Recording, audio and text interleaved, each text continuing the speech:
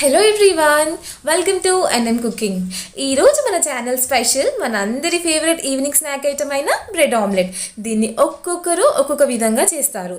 ఎలా చేసినా దీనికి కావాల్సిందల్లా బ్రెడ్ ఆమ్లెట్ అంతే. దీన్ని కాస్త మాడిఫై చేస్తూ టేస్టీగా హెల్తీగా ఎలా చేయాలో నేను ఈ వీడియోలో చెప్పాను. నేను ఈ రెసిపీని రికార్డ్ చేస్తున్నప్పుడు వంట రాని వాళ్ళకు కూడా క్లియర్గా అర్థమయ్యేలా correct measurement, correct quantity, explanation ఇచ్చాను. సో నేను చెప్పేదల్లా వీడియో చివరి వరకు చూడండి. నచ్చినట్టయితేనే ప్లీజ్ నా ఛానల్ని సబ్స్క్రైబ్ చేసి నన్ను సపోర్ట్ చేయండి. మన ఎన్ఎం కుకింగ్లో veg, non veg, sweet, snack, immunity boosters ఇలా చాలా రెసిపీస్ ఉన్నాయి. అవి తెలుసుకోవాలి అంటే నా ఛానల్ని సబ్స్క్రైబ్ చేసి పక్కనే ఉన్న గంటని కొట్టండి. ఈ బ్రెడ్ ఆమ్లెట్కి కావాల్సిన ఇంగ్రీడియంట్స్ మెజర్మెంట్తో సహా క్లియర్గా నోట్ చేశాను. అలాగే వీడియో మొత్తం ఇంగ్లీష్ సబ్టైటిల్స్ కూడా ఇచ్చాను. తెలుగు రాని వాళ్ళకి యూస్ఫుల్గా ఉంటుందని ఇలా చేశాను. ఫస్ట్ నేను ఇలా ఒక బౌల్ తీసుకున్నాను. బౌల్ తీసుకొని ఇందులో ఒక 3 eggs మ్యాష్ చేసుకుంటున్నాను. సో నేను మొత్తం 4 బ్రెడ్ స్లైసెస్కి 3 eggs తీసుకుంటున్నాను. సో ఇలా మొత్తం 3 eggsని మ్యాష్ చేసుకోండి. చూసారా, ఇలా మ్యాష్ చేసుకున్న తర్వాత దీంట్లో నేను ఒక 1 టమాటోని ఇలా చిన్న చిన్న పీసెస్ లాగా కట్ చేసుకున్నాను. సో ఇలా టమాటో పీసెస్ కూడా కట్ చేయండి. టమాటో పీసెస్ వేసుకున్నప్పుడు లోపల ఉన్న సీడ్స్ తీసేసేయండి. నెక్స్ట్ నేను ఇలా కొత్తిమీర కూడా యాడ్ చేసుకుంటున్నాను. కొత్తిమీర వల్ల చాలా బెనిఫిట్స్ ఉన్నాయండి, అందుకని నేను కాస్త ఎక్కువగా యాడ్ చేస్తాను. అలాగే నేను ఇలా కట్ చేసి పెట్టుకున్న పచ్చిమిర్చి, అలాగే కట్ చేసి పెట్టుకున్న ఆనియన్ కూడా వేసుకుంటున్నాను. ఇవన్నీ వేసుకున్న తర్వాత ఒక 1 స్పూన్ మిరియాల పొడి, అలాగే కట్ చేసి పెట్టుకున్న కరివేపాకు, నెక్స్ట్ ఒక 1 స్పూన్ ధనియా పౌడర్, ఇవన్నీ వేసుకొని ఇలా చక్కగా బీట్ చేసుకోండి.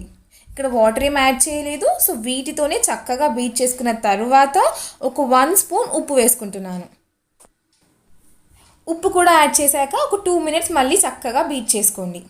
ఇక్కడ బ్రెడ్స్ చూసారా, నేను నార్మల్ బ్రెడ్స్ మాత్రమే తీసుకున్నాను, లైక్ శాండ్విచ్ బ్రెడ్స్ లాంటివి ఏది తీసుకోలేదు. నెక్స్ట్ నేను స్టవ్ ఆన్ చేసుకొని ఇలా ఒక ప్యాన్ పెట్టుకున్నాను. ప్యాన్ కాస్త వేడెక్కాక అందులో ఒక 1 స్పూన్ నెయ్యి వేసుకొని దానిపై నుంచి ఇలా బ్రెడ్ వేసుకుంటున్నాను.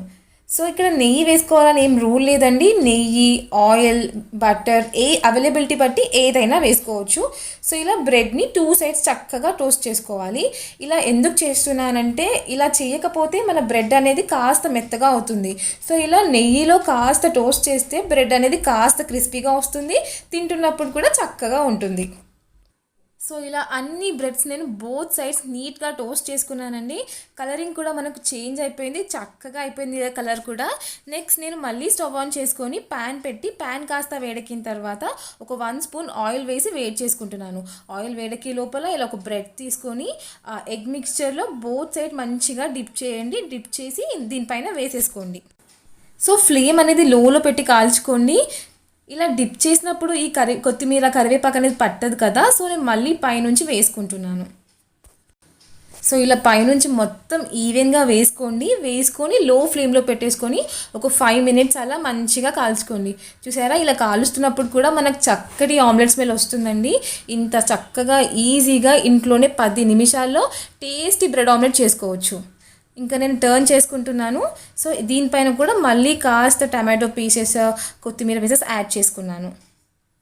సో ఇలాగే నేను అన్ని బ్రెడ్స్ అన్నీ ఇలాగే చక్కగా కాల్చుకున్నాను. టేస్ట్ మాత్రం చాలా బాగుంటుంది. ఒకసారి మీరు ట్రై చేయండి. ఒకవేళ మీకు ఈ వీడియో నచ్చినట్టయితే ప్లీజ్ నన్ను సపోర్ట్ చేయండి, నా ఛానల్ని సబ్స్క్రైబ్ చేయండి.